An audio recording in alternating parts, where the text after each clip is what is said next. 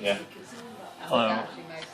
I'm going to assume that you've seen Jenny's diary to save me from repeating everything on there, but yeah, there is still 3 hours to go before we head off on our 40-mile trek across the Pennines.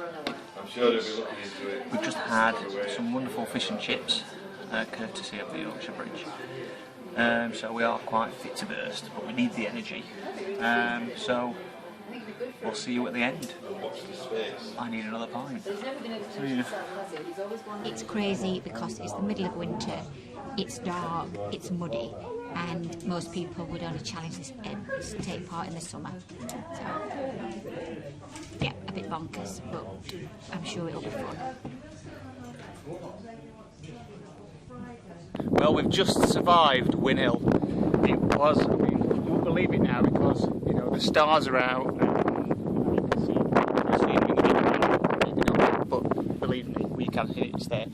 But on the top of Whin Hill, it was just a vertical hailstorm, making it real. We couldn't see ahead because it was just in his face. So that was quite challenging, but still fun.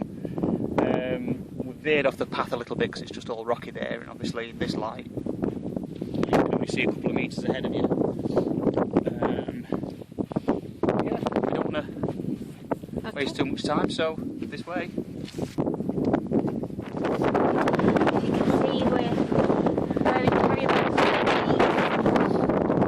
Very muddy terrain. We've been walking for about an hour more. We're going to have coffee and cake at 2 AM. So we'll check in then. It's just started to get breezy again as we're climbing. But yeah, as Jenny says, it's very muddy. Very muddy. As in ankle job muddy. So that's slowing us down quite a bit. So we'll catch up with you for coffee and cake at 2. I'm not quite sure if you can hear me. I'm just about to get up to the top of Mam Tor. It's blowing an absolute gale. So it's trying to blow us over. The ground is really slippy, it's just nice. Morning. Wrong kinder now. Oh, that were hard going over brown Knoll. Oh yeah. Weren't it? Yeah. Shook us both on. Yeah, really hard. That was just ice and snow. Yeah. Bogginess and Yeah. hard. And it was windy. It was hard on the feet as well. So we're on the Pennine Way now. So most of it is kind of, you can't see. It's kind of. What time is it? About 4:45.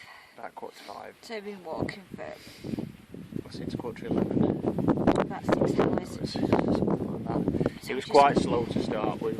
Yeah. Just get some Very muddy. Very muddy. Yeah. Should get some food. So we're going to get some food now. This is the first proper break, isn't it? Yeah. So. Alright. Morning. So let's walk and talk. 8 o'clock. It's 8 o'clock. Yeah. And we're heading out towards Bleaklow now. We've been walking for 9 and a bit hours. Set off at 11 PM. The sun's just come up. Now we're in a ditch. See it? I can assure you it was beautiful. We've just changed our boots into our second pair. Mine at something. Oh, Very cold. it's part of the Pennine Trail. Not like it is here, but it was paved. And we had to do quite a few miles on that, and it was just ice, and it was dark as well then. Oh, so we were just shuffling along like about 1.5 miles an hour. So that would have slowed us down considerably, I imagine. But that was horrible, that it just never ended. We're here now, feeling good, got dry feet. The countdown, yeah, we've got 20, we're on something like 21.5 mile now. See if we can see the sun. Anyway, I've got a job to do. Over and out. I can't switch it off because I've got my gloves on. Hi, John. Oh, what's the matter? Oh, I'm aching all over. How many miles have you done? We don't know, do we?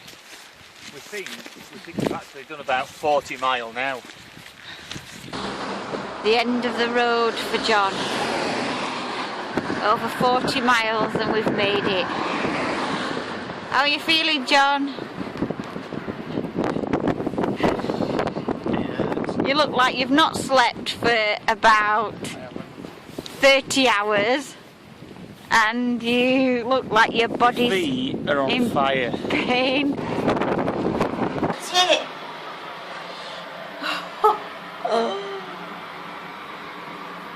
You really did hurt it. Oh, what do I do? Oh God, I've sprained it. We need to get some ice on it, we know that. We need to get it looked at, don't we, after we've had a few drinks. Good morning. Morning. So it's the morning after the Derwent Watershed, Derwent epic Watershed. challenge, 40 miler. Just slept for 12 hours solid. Yeah. In the Yorkshire Bridge Inn. Yeah, which is a starting point. Yeah. It was a challenge. It was definitely. It was always going to be a challenge. It's not the best time of year to do this. Definitely not. Which we did actually know, but we just couldn't wait. And I'd highly recommend it. Just make sure you're prepared. Yeah, we took too much food, didn't we? We took too much food, but we had a good meal before.